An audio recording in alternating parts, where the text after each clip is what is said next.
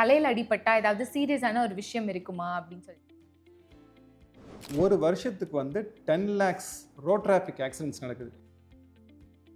என்ன நடந்துச்சுன்னே அப்படியே மறந்துடுவாங்க. பட்டன் டைட்டா போட்டுருந்தாங்கன்னா அவங்க கொஞ்சம் ரிலாக்ஸ் பண்ணிக்கணும். அப்பதான் வந்து அவங்களோட பிரீத்திங் வந்து டிஃபிகல்ட்டா இருக்காது. ஆம்புலன்ஸ்ல போறது இட் இஸ் மோர் சேஃப். ஏன்னா போறப்பே வந்து அவங்களுக்கு ஆக்சிஜன் வைக்கலாம். அன்கான்ஷியஸா இருந்தாலும் ரீசன் ஃபார் அன்கான்ஷியஸ் நம்ம கண்டுபிடிக்கிறதுக்கு ஸ்கேன் பண்ணணும். இப்போ ரோட்ல யாரோ அடிபட்டு படுத்திருக்காங்க, தலையில அடிபட்டிருக்கு அப்படின்னா அவங்களுக்கு நம்ம ஃபர்ஸ்ட் என்ன பண்ணலாம்?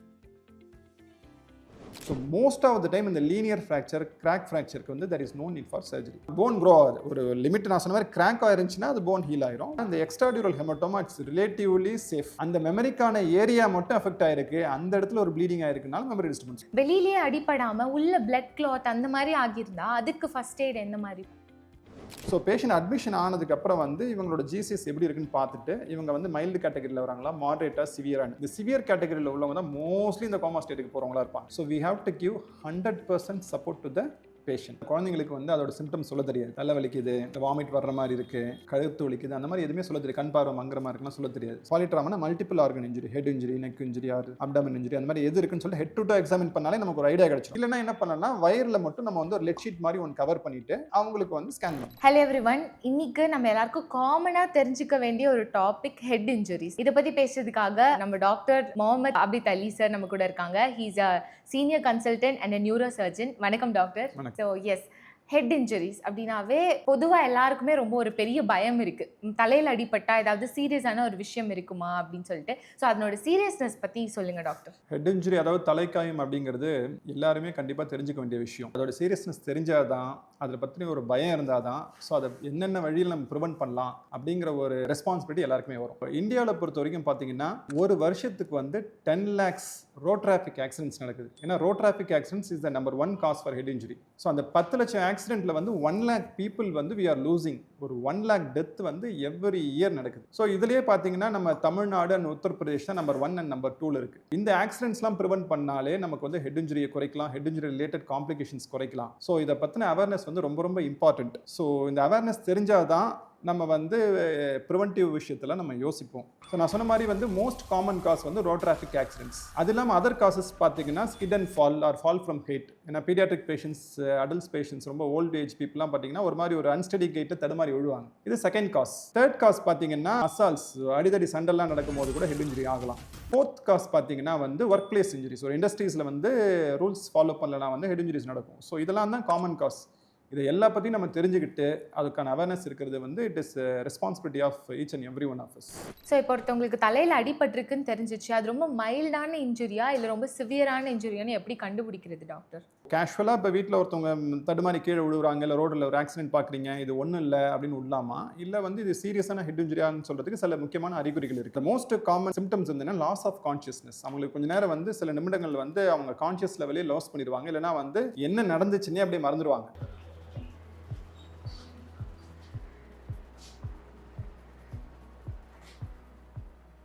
என்னாச்சு?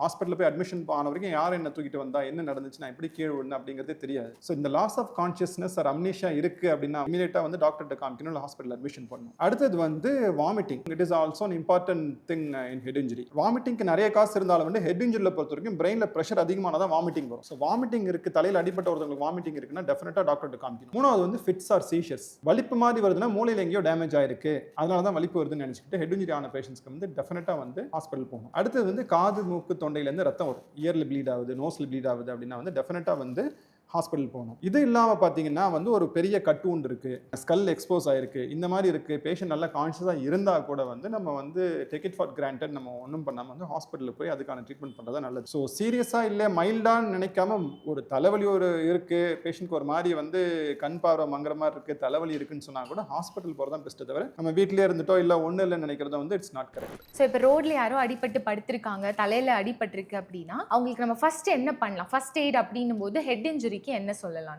ஃபர்ஸ்ட் எய்டுன்னு பார்த்தீங்கன்னா ஃபர்ஸ்ட் வந்து கூட்டம் கூட்டி அவங்களை சஃபோகேட் பண்ணக்கூடாது. முதல்ல ஒரு ஹெட் இன்ஜுரி ஆகுது, பேஷண்ட் கான்ஷியஸாக இருக்காங்களா அன்கான்ஷியஸ் இருக்காங்கன்னு பார்த்துட்டு வந்து முதல்ல வந்து ரொம்ப பேனிக் ஆகாமல் வந்து அந்த ஏரியா வந்து கொஞ்சம் ரிலாக்ஸ் பண்ணிக்க ரொம்ப ஒரு நாலேஜபிள் பர்சன் இல்லை ஒரு 1 or 2 ரெஸ்பான்சிபிள் பர்சன்ஸ் மட்டும் அவங்களை அட்டென்ட் பண்ணுறது நல்லது. அடுத்தது வந்து அவங்க நியூட்ரல் பொசிஷனில் படுக்க வைக்கணும். ஒரு மாதிரி ஒரு கோணலாக இருந்தாங்க அப்படின்னா அவங்க நியூட்ரல் பொசிஷனில் படுக்க வச்சு அவங்க டைட் ஷர்ட்ஸ் இந்த மாதிரி டை இருக்கு, இல்லை ஒரு பட்டன் டைட்டாக போட்டுருந்தாங்கன்னா அவங்க கொஞ்சம் ரிலாக்ஸ் பண்ணிக்கணும். அப்போ தான் வந்து அவங்களோட பிரீத்திங் வந்து டிஃபிகல்ட்டாக இருக்காது. ஒரு ஓப்பனான ஒரு வூண்ட் இருக்குது, அதில் ப்ளீடிங் ஆகிட்டு இருந்துச்சுன்னா ஒரு ஜென்டில் ப்ரெஷர் ப்ரெஷர் கொடுத்து அதை நம்ம ஸ்டாப் பண்ண ட்ரை பண்ணணும். ஹெவி ப்ரெஷர் கொடுத்தாலும் ஃபார் எக்ஸாம்பிள் ஃப்ராக்சர் இருக்குன்னா நம்ம ஹெவி ப்ரெஷர் கொடுக்கும்போது அது போய் பிரெயினை கம்ப்ரஸ் பண்ணி காம்ப்ளிகேட் ஆகிறதுக்கு வாய்ப்பு இருக்கு. ஒரு ஜென்டல் ப்ரெஷர் கொடுத்து அதை ஸ்டாப் பண்ணதுக்கு ட்ரை பண்ணலாம். அடுத்தது வந்து ஃபிட்ஸ் வருதுன்னா வந்து காமனான ஒரு ஒப்பீனியன் வந்து ஃபிட்ஸ் வருது அதை நிறுத்துங்கன்னு சொல்றதுக்கு ஒரு இரும்பு ராடையோ இல்லை ஒரு சாவியோ கொடுப்பாங்க. அது வந்து தப்பு. ஸோ அவங்க கையில் வந்து பக்கத்தில் ஏதோ டேஞ்சரஸ் ஆப்ஜெக்ட்ஸ் இருக்கு, ஒரு இரும்பு இருக்குன்னா கூட அதை விலக்கி விட்டுட்டு அவங்கள சிம்பிளாக வந்து அவங்க ரிலாக்ஸ் பண்ணி விடுறது தான் நல்லது. அது இல்லாமல் அவங்க கான்ஷியஸாக வந்துட்டாங்க அப்படின்னா ஓகே, கான்ஷியஸாக வரல, அவங்க வந்து ஒரு மாதிரி ட்ரௌசியாக இருக்காங்கன்னா இமீடியட்டாக ஆம்புலன்ஸை கூப்பிட்டு ஹாஸ்பிட்டலில் ஷிஃப்ட் பண்ண வழியை பார்க்கணும். பக்கத்தில் ஒரு ஆட்டோ வருது இல்லை ஒரு பைக் வருது, பைக்கில் ஏற்று ஆட்டோவில் ஏற்றுன்னு சொல்றதை விட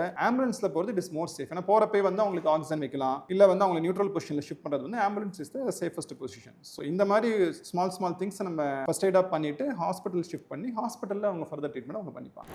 ஓகே, இப்போ நீங்கள் சொன்னது எல்லாமே எக்ஸ்டர்னல் ப்ளீடிங் இல்லை எக்ஸ்டர்னல் இன்ஜுரிஸ்க்கு கரெக்டாக இருக்கும்னு நினைக்கிறேன். பட் வெளியிலேயே அடிப்படாமல் உள்ள பிளட் கிளாத் அந்த மாதிரி ஆகியிருந்தா அதுக்கு ஃபர்ஸ்ட் எய்ட் எந்த மாதிரி பண்ணலாம் டாக்டர்? வெளியிலே அடிப்படாமல் உள்ளே இருக்கா இல்லையான்னு நமக்கு தெரியாது. எஸ், அதுக்கு தான் நான் சொன்ன மாதிரி சிம்டம்ஸ் ஹெட்ஏக் இருக்கா, வாமிட்டிங் இருக்கா, சீஷியஸ் இருக்கான்னு பார்க்கறதுக்கு ஹாஸ்பிட்டல் போயிட்டோம்னா ஹாஸ்பிட்டலில் அவங்களை ஸ்கேன் பண்ணி பார்ப்பாங்க. ஒருவேளை அந்த பர்சன் அன்கான்ஷியஸாக இருந்தாங்க அப்படின்னா? அன்கான்ஷியஸாக இருந்தாலும் ரீசன் ஃபார் அன்கான்ஷியஸ் நம்ம கண்டுபிடிக்கிறதுக்கு ஸ்கேன் பண்ணணும். ஓகே, அந்த ஸ்கேனில் வந்து மைல்டு இன்ஜுரியா இல்லை சிவியர் இன்ஜுரியா நமக்கு தெரிஞ்சிடும்.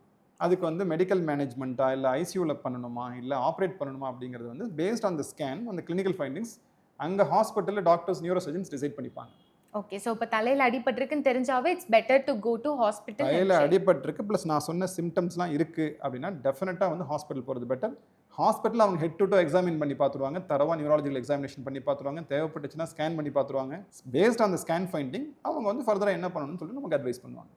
ஸோ டாக்டர், இப்போ அடிபட்டு மண்டை உடஞ்சா அது சர்ஜரி பண்ணி தான் அதை சேர்க்கணுமா இல்லைனா மெடிசின்ஸ் இந்த மாதிரி க்யூர் பண்ண முடியுமா? தலையில் அடிபட்டு ஸ்கல் ஃப்ராக்சர்ஸ் வர்றது காமன் தான். அதில் வந்து நிறைய டைப்ஸ் இருக்குது. அது 2 விதமாக பிரிக்கலாம். ஒன்று வந்து ஒரு கிராக் மாதிரி இருக்கிற ஃப்ராக்சர் வந்து நம்ம லீனியர் ஃப்ராக்சர் அப்படின்னு சொல்லுவோம். இல்லைனா வந்து ஒரு பார்ட் ஆஃப் ஸ்கல் வந்து உள்ளார வந்து பிரெயினை கம்ப்ரஸ் பண்ணிட்டு ஃப்ராக்சர் ஆகி இது பேர் டிப்ரஸ் ஃப்ராக்சர்னு சொல்லுவோம். ஸோ இந்த ஃப்ராக்சர் வந்து லீனியர் ஃப்ராக்சரா டிப்ரஸ் ஃப்ராக்சரா முதல்ல நம்ம ஸ்கேனில் தெரிஞ்சிடும். செகண்ட் திங், இன்னொரு மெத்தட் ஆஃப் கிளாசிஃபிகேஷன் வந்து அந்த ஃப்ராக்சருக்கு வெளியில் இருக்கிற தோல் வந்து இன்டாக்டாக இருக்கா இல்லை அதுவும் லேசரேட் ஆயிருக்கான்னு பார்ப்போம். ஸோ அந்த இன்டாக்டாக இருந்துச்சுன்னா அது பேர் சிம்பிள் ஃப்ராக்சர், லேசரேட் ஆயிருந்துச்சுன்னா அது பேர் compound fracture. So most of the time இந்த லீனியர் ஃப்ராக்சர் கிராக் ஃப்ராக்சருக்கு வந்து there is no need for surgery. அது வந்து தானாக கூடிரும், ஆட்டோமேட்டிக்காக செட்டில் ஆயிரும். அதுக்கு வந்து நம்ம ஒன்றும் சர்ஜிக்கல் இன்டர்வென்ஷன் தேவைப்படாது. ஆனால் இந்த டிப்ரெஸ்ட் ஃப்ராக்சர் நான் சொன்னேன் பார்த்தீங்களா, ஒரு செக்மெண்ட் ஆஃப் போன் வந்து உள்ளர பிரெயினை ப்ரெஸ் பண்ணிட்டு இருக்கு, அதுவும் வெளியில் உள்ள ஸ்கின் வந்து எக்ஸ்போஸ் ஆகி போனை எக்ஸ்போஸ் பண்ணிக்கிட்டு இருக்கு, காம்பவுண்ட் ஃப்ராக்சர் இருக்குன்னா definitely surgical treatment is the treatment of choice. அப்போ நான் என்ன பண்ணுவேன்னா, ஸ்கின் எக்ஸ்போஸ் ஆகி ஃப்ராக்சர் எக்ஸ்போஸ் பண்ணிருக்குன்னா வந்து டெஃபினட்டாக வந்து ரோட்ல விழுறாங்க, கீழே விழுறாங்கன்னா அது வந்து கண்டாமினேட் ஆயிருக்கும், ஒரு சாயில் கண்டாமினேட் ஆயிருக்கும். அப்போ என்ன பண்ணுவோம்னா, நாங்கள் தரவா க்ளீன் பண்ணிக்கிட்டு அந்த போன் வந்து வயபிளா இருக்கு, ரொம்ப கிளீனா இருக்குன்னா அதே போனை நாங்கள் எடுத்து ரீப்ளேஸ் பண்ணுவோம். சப்போஸ் அது வந்து கம்யூனிட்டடா மல்டிபிள் ஃப்ராக்சர்ஸா இருந்துச்சுன்னா அதை எடுத்துட்டு நாங்க வந்து அதுக்கு பதில் வந்து மெட்டல் போன் வச்சிருவோம். Whether this is linear fracture or depress fracture, whether it is simple fracture or compound fracture அப்படிங்கிறது பேஸ் பண்ணி தான் சர்ஜரி பண்ணணுமா வேணாமான்னு இருக்கு. ஒன் மோர் ஃப்ராக்சர் வந்து ஸ்கல் பேஸ் ஃப்ராக்சர். நமக்கு நான் சொன்னதெல்லாம் அவுட்டர் லேயர் ஆஃப் ஸ்கல்ல வருது. ஸ்கல் பேசல் ஸ்கல் ஃப்ராக்சர்ல நமக்கு என்ன தெரியும்னா, நேசல் ப்ளீடிங் இருக்கும், காதில் ப்ளீடிங் ஆச்சுன்னா ஸ்கல் பேசல் ஃப்ராக்சர் தான். அதுக்கு வந்து நமக்கு medical line of management surgery தேவைப்படாது. பட் ஆனால் ஓவர் பீரியட் ஆஃப் டைம் முதல்ல வந்து ப்ளீடிங் இருக்கும், அப்புறம் ஸ்டாப் ஆயிரும், அதுக்கப்புறம் மூக்குலேருந்து தண்ணி வந்துட்டே இருக்குப்பாங்க. ஸோ அது என்னன்னா வந்து சிஎஸ்எஃப் பிரெயின் ஃப்ளூயிட் வந்து மூக்கு வழியாக வருது, பிரெயின் ஃப்ளூயிட் வந்து காது வழியாக வருது. அந்த மாதிரி இருந்துச்சுன்னா ஒரு மேபி 1 வீக் ஆர் 10 days வந்து அப்சர்வேஷன் வித் மெடிகேஷன்ஸ் நாங்கள் பண்ணி பார்ப்போம். அதில் செட்டில் ஆகலைன்னா டெஃபினட்டாக அதுக்கும் சர்ஜரி பண்ணி அந்த எந்த இடத்துல ஹோல் இருக்கோ அந்த இடத்த ஹோலை க்ளோஸ் பண்ணி அந்த லீக்கை வந்து நம்ம சீல் பண்ணி ஆகும். சரிங்களா? இல்லைன்னா என்ன ஆகும்னா வந்து இன்ஃபெக்ஷன் வந்து அந்த ஃப்ளூயிட் மூலமாகவே பிரெயினுக்கு பரவி மெனிஞ்சைட்டிஸ் மாதிரி காம்ப்ளிகேஷன்ஸ். ஸோ ஸ்கல் ஃப்ராக்சர்ஸ்ல எந்த டைப் ஆஃப் ஸ்கல் ஃப்ராக்சர்ஸ்ங்கிறது நம்ம கண்டுபிடிச்சி தான் அதுக்கு தகுந்த நம்ம ட்ரீட்மெண்ட் பண்ண முடியும்.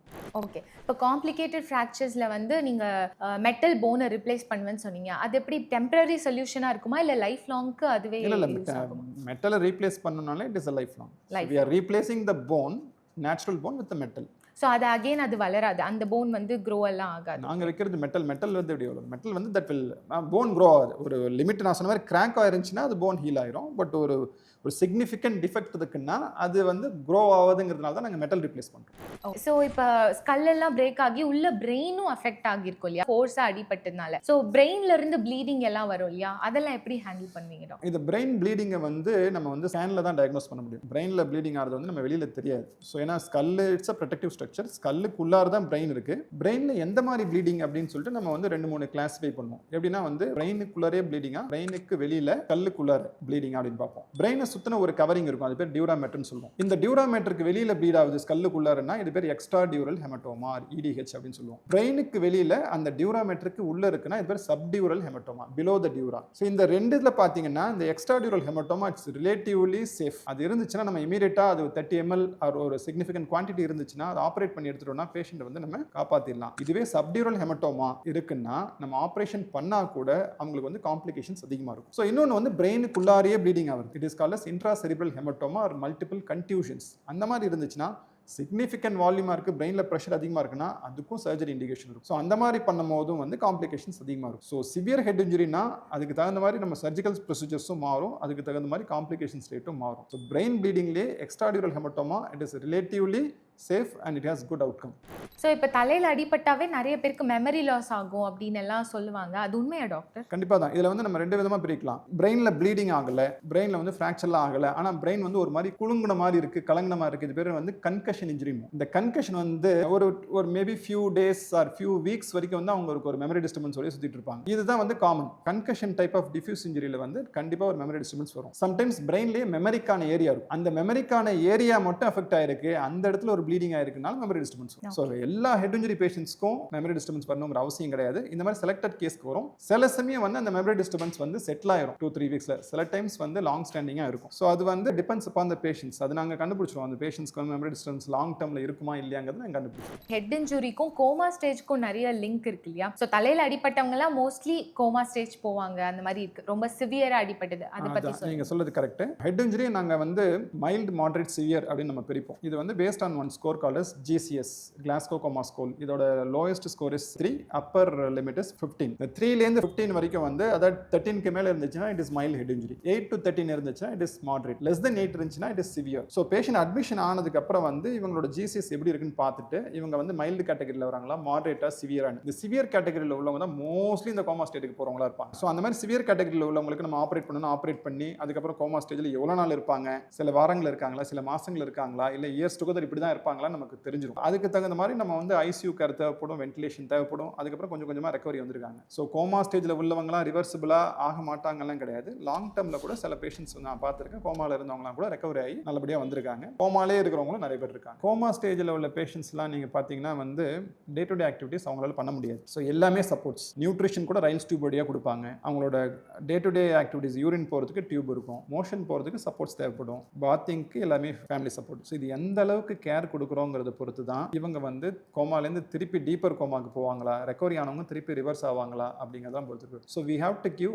100% சப்போர்ட் டு த பேஷண்ட். ஏன்னா கான்ஷியஸாக நம்ம இருக்கோம், நம்மளோட டே டு டே ஆக்டிவிட்டிஸ் பார்த்துக்கிறோம். கொமட்டோஸ் பேஷண்ட்ஸ் வந்து அதனால் பார்த்துக்க முடியாது. ஸோ அந்த டைமில் வந்து ஃபுல் சப்போர்ட் ஒரு நர்சிங் கூட இருப்பாங்க, இல்லை வந்து ஃபேமிலி மெம்பர்ஸே நர்ஸ் மாதிரி வந்து கம்ப்ளீட்டாக கேர் எடுத்துக்கிட்டாங்கன்னா அவங்க வந்து காம்ப்ளிகேட் ஆகாமல் அவங்களுக்கு கொஞ்சம் கொஞ்சமாக ரெக்கவரி பண்ணுறதுக்கான வாய்ப்பு இருக்குது. மோர் தென் தட் ஒரு கொமட்டோஸ் பேஷண்ட்ஸ்க்கு வந்து நம்ம நிறைய ஸ்டிமுலேஷன் கொடுக்கணும், நிறைய பேசணும், நிறைய விஷயங்கள் அவங்களுக்கு பிடிச்ச பாட்டு போட்டு விடுவாங்க, நிறைய டிவிஸ் போட்டு விட்டு அவங்களை ஸ்டிமுலேட் பண்ணுவாங்க, ஹெட்ஃபோன்ஸ் போட்டு விட்டு அவங்களுக்கு பிடிச்சவங்களை வந்து பேச சொல்லி பேசுவாங்க. ஸோ இந்த மாதிரிலாம் கொஞ்சம் கொஞ்சம் விஷயங்கள் அவங்களை ஸ்டிமுலேட் பண்ண அவங்களோட ரெக்கவரி வந்து ஃபாஸ்டா இருக்கும். டேய் செந்தில், ஒரு குட் நியூஸ். உங்க அப்பாக்கு உடம்பு சரியாயிடுச்சு. இங்க பாருடா, வைரஸ் ஒரு டிஸ்மிஸல கேன்சல் பண்ணிட்டான். டேய் இங்க பாருடா, உங்க அம்மா புது சேலை கட்டியிருக்காங்க, போத்தீஸ்ல வாங்கினதுடா. ஸோ அதனால கொமட்டோஸ் பேஷண்ட் வந்து ஒரு நர்ஸ் அப்பாயின்ட் பண்ணிட்டு நீங்கள் அப்படியே விட்டீங்கன்னா அவங்க திருப்பி ரிவர்ஸ் ஆக மாட்டாங்க. நம்ம எந்த அளவுக்கு ஃபேமிலி மெம்பர்ஸ் அண்ட் ஃப்ரெண்ட்ஸ் வந்து அவங்களை சப்போர்ட் பண்ணிட்டே இருக்குமோ அந்த அளவுக்கு ரிவர்ஸபிள் வந்து வாய்ப்பு இருக்கு.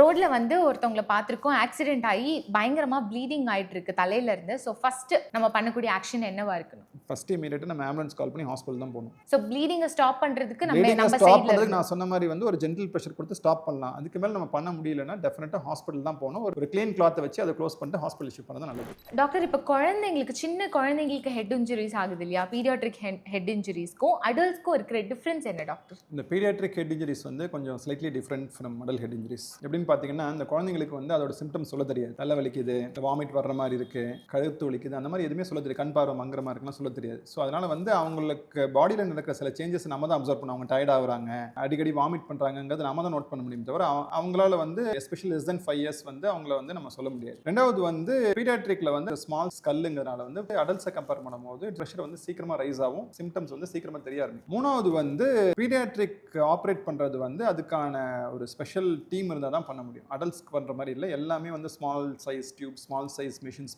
பண்றதுனால வந்து ஆப்ரேட் பண்ணதும் இட்ஸ் டிஃபிகல்ட். ஸோ இது எல்லாமே டிஃபிகல்ட். இது இல்லாமல் வந்து எப்படி பெட்டர் வந்து ப்ரிவென்ட் பண்றது தான் நல்லது. பீடியாட்ரிக் ஹெட் இன்ஜுரிஸ் எப்படி ப்ரிவென்ட் பண்ணணும்னா இந்த கிட்ஸ் ஃப்ரெண்ட்லி ஹவுஸாக நம்ம வந்து மாற்றிடணும். எப்படின்னு பார்த்தீங்கன்னா வந்து இப்போ எஸ்பெஷலி லெஸ் தென் 4 இயர்ஸ் 3 இயர்ஸ்லாம் இருந்துச்சுன்னா அந்த பெட்ல படுத்துட்டு அப்படியே உருண்டு கீழே வந்துருவாங்க. இதுதான் காமனாக வர்றது. ஸோ அப்போ என்ன பண்ணணும், பெட்டர் வந்து காட்டுக்கு சைடில் வந்து ஒரு ரயில் மாதிரி போட்டு அவங்க கீழே விழாத மாதிரி பார்த்துக்கலாம். இல்லைனா வந்து பெட்டர் பெட்டை தூக்கி கீழே போட்டு படுத்துக்கிறாங்க நிறைய பேர். So it is 100% safe. நிறைய டைம் விழுந்து நிறைய பேர் வராங்க பேஷன்ஸ். செகண்ட் திங் வந்து ஷார்ப் ஆப்ஜெக்ட்ஸ், ஒரு டேபிள் இருக்குது அதோட ஷார்ப் எண்ட்ஸ் எல்லாம் இருக்குன்னா அதை வந்து நம்ம வந்து சாஃபன் பண்ணி காட்டன் பிளக்ஸோ இல்லை வேற ஏதாவது மேட் மாதிரி வச்சோம்னா அந்த இடத்துல விழும்போது கூட தலையடிப்படாது. மூணாவது வந்து இந்த டிவி ஸ்டாண்ட், சோஃபா, எனி கப்பர்ட்ஸ்லாம் இருந்துச்சுன்னா அது வந்து ஒரு அன்ஸ்டேபிளாக இல்லாமல் வந்து அது ஸ்டெபிலைஸ் பண்ணி, ஏன்னா அவங்க டிவியை பிடிச்சி தள்ளுவாங்க, அது வந்து அவங்க மேலே டாப்பலாகி ஹெட் இன்ஜுரி ஆகும். ஸோ இந்த மாதிரி நம்ம வீட்டில் குழந்தைகள் இருக்காங்கன்னா குழந்தைக்கான ஒரு சேஃபர் என்விரான்மெண்ட்ஸை கிரியேட் பண்ணணும். கார்லேருந்து கீழே இறங்கி பார்ப்போம், அவங்க ஈஸியாக டக்குன்னு ஓடிடுவாங்க, ஸ்கூல் பேக் எடுத்துகிட்டு போவாங்க. ஸோ அதனால் வந்து இந்த மாதிரி விஷயத்துலலாம் நம்ம கவனமாக இருந்தோம்னா பீடியாட்ரிக் ஹெட் இன்ஜுரிஸ் வந்து அவாய்ட் பண்ணிக்கலாம்.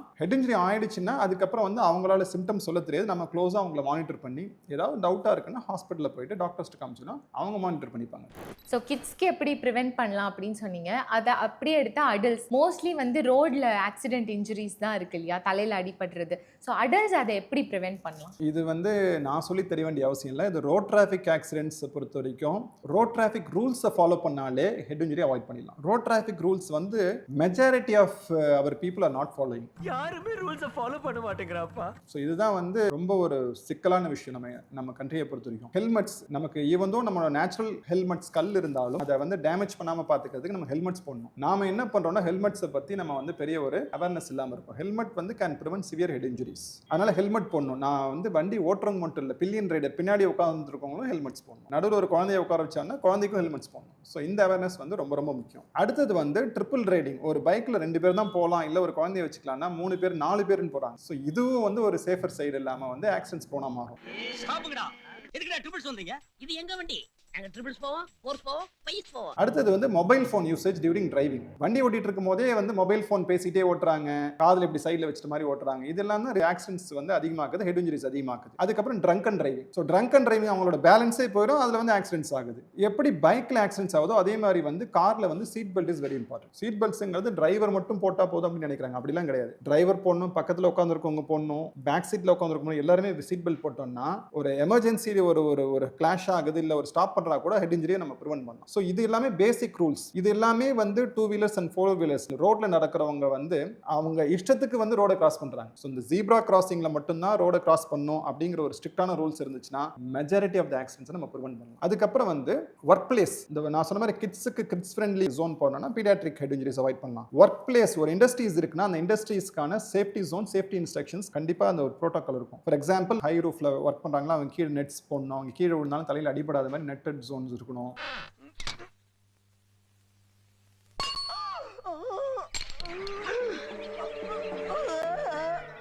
அவங்களுக்கு இண்டஸ்ட்ரியல் ஹெல்மெட்ஸ் இருக்கு. ஸோ இந்த மாதிரி safer zone, safety instructions follow பண்ணாங்கன்னா ஹெட் இன்ஜுரி வந்து மேக்ஸிமம் அவாய்ட் பண்ணலாம். ஸோ இது எல்லாமே obey the rules, obey the traffic rules, we can avoid severe head injuries, we can avoid even minor head injuries.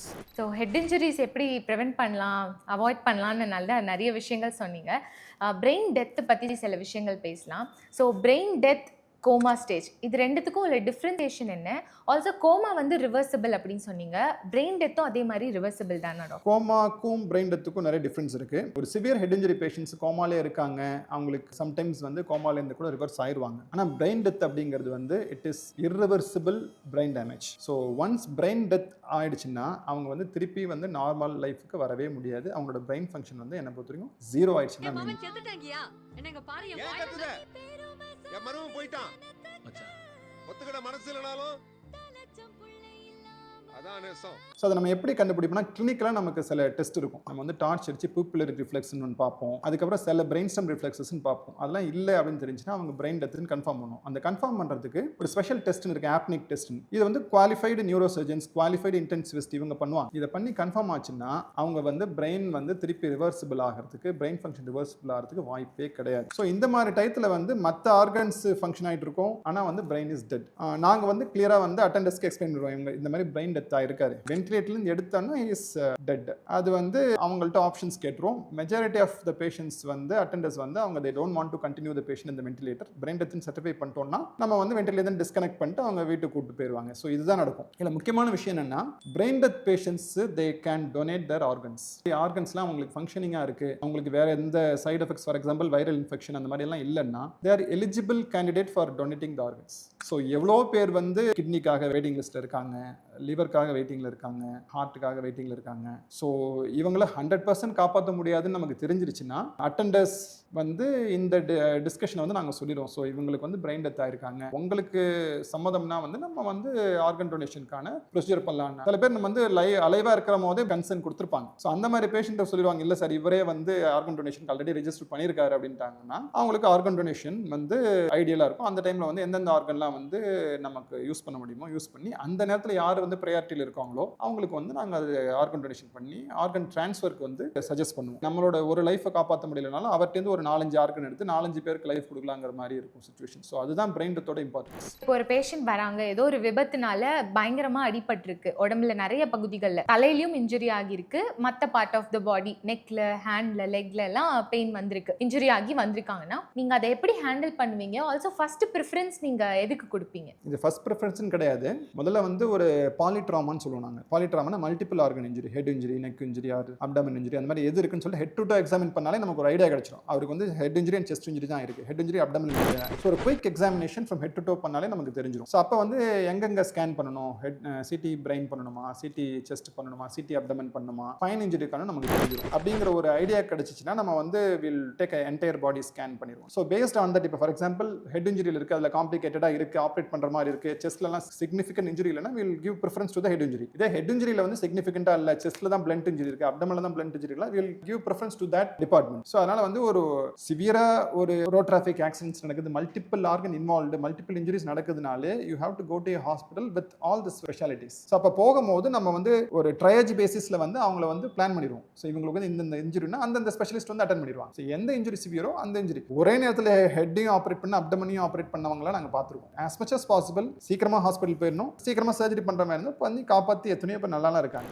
So pregnant women அப்படிங்கும்போது கொஞ்சம் complication இருக்கும் இல்லையா? பிரெக்னென்ட்டாக இருக்கிறவங்களுக்கு ஹெட் இன்ஜுரிஸ் வரும்போது அதை எப்படி ஹேண்டில் பண்ணுவீங்க டாக்டர்? உங்களுக்கு வந்து பிரெக்னன்சி வயிறு ரொம்ப பெருசாக இருக்கும் போது வந்து அவங்களோட கெயிட்டே கொஞ்சம் மாறி இருக்கும். அதனால வந்து they are more prone for fall. சரிங்களா? வீட்டில் நடக்கும் போது ஒரு மாதிரி ஒரு இந்த கெயிட் மாறதுனால வந்து அவங்க டக்குன்னு கொஞ்சம் கீழே ஸ்லிப் ஆகி விழுறதுக்கு வாய்ப்பு இருக்கு. அப்போ வந்து ஹெட் இன்ஜுரி ஆகிறதுக்கும் வாய்ப்பு இருக்கு. ஸோ அந்த மாதிரி ஆச்சுன்னா இதில் என்ன ப்ராப்ளம்னா, ஹெட் இன்ஜுரிக்கு வந்து எம்ஆர்ஐ ஸ்கேனை விட CT scan it is the best method of investigation. CT scan வந்து இட் இஸ் ரேடியேஷன் ப்ரொடியூசிங் இன்வெஸ்டிகேஷனால பிரெக்னன்சியில் வந்து அது பண்ணணுமா வேணாமா அப்படிங்கிற ஒரு கான்ட்ராண்டிகேஷன். ஸோ எஸ்பெஷலி இந்த ஃபர்ஸ்ட் ட்ரைமஸ்டர் ஃபர்ஸ்ட் ஒரு 10 weeks to 12 weeks வந்து நம்ம வந்து சிடி ஸ்கேன் பண்ணக்கூடாது. அப்போ வந்து ப்ரையாரிட்டைஸ் பண்ணுவோம். இது வந்து ரொம்ப சிவியர் ஹெட் இன்ஜுரி, இவங்களுக்கு வந்து பண்ணி தான் ஆகணும்னா பண்ணிடலாம். இதுவே ஒரு லேட் ட்ரைமஸ்டரில் வராங்கன்னா அவங்களுக்கு வந்து சிடி ஸ்கேன் பதில் எம்ஆர்ஐ பண்ணலாம். இல்லைன்னா என்ன பண்ணலாம்னா வயரில் மட்டும் நம்ம வந்து ஒரு லெட் ஷீட் மாதிரி ஒன்று கவர் பண்ணிட்டு அவங்களுக்கு வந்து ஸ்கேன் பண்ணலாம். ஸ்கேன் பண்ணிட்டு அவங்களுக்கு வந்து சிவியரா இருக்கா, ஹெட் இன்ஜுரி மைல்டா இருக்கா, மெடிக்கல் மேனேஜ்மெண்டா, சர்ஜிக்கல் மேனேஜ்மெண்டா நம்ம பார்த்துக்கலாம். சைமல்டேனியஸ்லி நம்ம பேபியோட வெல்பீயிங் நம்ம செக் பண்ணுவோம். அப்டாமினல் ஸ்கேன் பண்ணி பேபி வந்து வயபிளா இருக்கா, பேபிக்கு போற பிளட் சர்க்குலேஷன் நல்லா இருக்கா, பேபி ஆர்கன்ஸ்ல ஏதாவது டேமேஜ் இருக்கா நம்ம செக் பண்ணுவோம். ஸோ நியூரோசர்ஜன் வித் கைனகாலஜிஸ்ட் கம்பைனா ட்ரீட்மெண்ட் பண்ணும்போது நமக்கு அவுட்கம் பெட்டரா இருக்கும். பிரெக்னென்ட் மதருக்கு நீங்க பிரெயின் டெத்தை எப்படி ஹேண்டில் பண்ணுவீங்க டாக்டர்? அந்த பிரெக்னன்ட் மதர் எஸ்பெஷலி இந்த லாஸ்ட் ட்ரைமஸ்டர் 30 weeksக்கு மேல பிரெயின் டெத்னு ஆயிடுச்சுன்னா நம்மளோட ஃபுல் ஃபோக்கஸும் பேபி மேல தான் இருக்கும். So as early as possible நம்ம வந்து ஒரு சி செக்ஷன் பண்ணி பேபியை டெலிவரி பண்ணிட்டு பேபிக்கு தனியாக இன்டென்சிவ் கேர் பண்ணி பேபியை நம்ம காப்பாற்றிடும். பிரெக்னன்சி மதர்ஸ் வந்து அதுக்கப்புறம் பிரெயின் டெத்னா காப்பாற்ற முடியாதுங்கிற சுச்சுவேஷனில் நம்ம ஏற்கனவே சொன்ன மாதிரி அவங்களோட கண்டிஷனை எக்ஸ்பிளைன் பண்ணிட்டு நம்ம எதர் வி கேன் ஆர்கன் டொனேஷனுக்கு பேசுவோம், இல்லைனா வந்து அவங்களுக்கான கண்டினியூ ஐசியூ கேர் ட்ரீட்மெண்ட் பண்ணிடுவோம். அவ்வளோதான். இது வந்து not only for brain death, ரொம்ப சிவியர் ஹெட் இன்ஜுரி ஆயிருக்கு லாஸ்ட் ட்ரைமஸ்டர் 34 weeks 35 weeksனா better to deliver the baby and give treatment for the baby in intensive care, neonatal கேர்ல கொடுத்துட வேண்டியதான். ஓகே, ஸோ ஹெட் இன்ஜுரிஸ் பற்றி அண்ட் பிரெயின் டெத் பற்றி ரொம்ப கிளியராக எக்ஸ்பிளைன் பண்ணீங்க. Thank you so much doctor. Thank you ma'am.